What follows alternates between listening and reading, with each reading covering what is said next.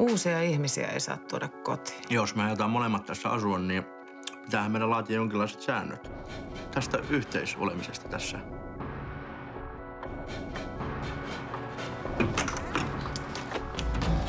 Suhde kun päättyy, niin vähän pitää lentää sirpaleita ja verta roiskua. Mun sängyssä ei olekaan vuosiin tehty sitä, mitä mies ja nainen ovat toisilleen tehneet. Yläkerran makuuhuone jää tuulalle. Mä muutan alakerran työhuoneeseen. Kunnon poikamies ei laita tollasia alushousuja baariin. Tarttisin naisen.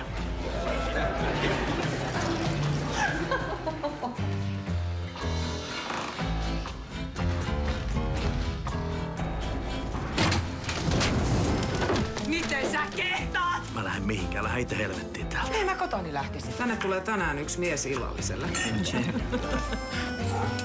Katoin Mimmiä. Juhani, eikö me sovittu, että sä et oo täällä tänään, kun mun uusi mies on täällä?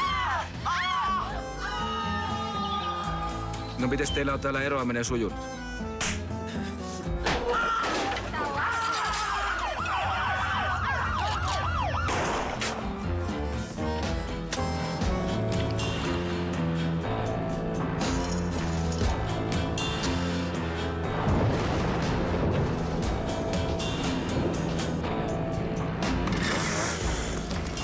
Kunnes kuolema teidät erottaa.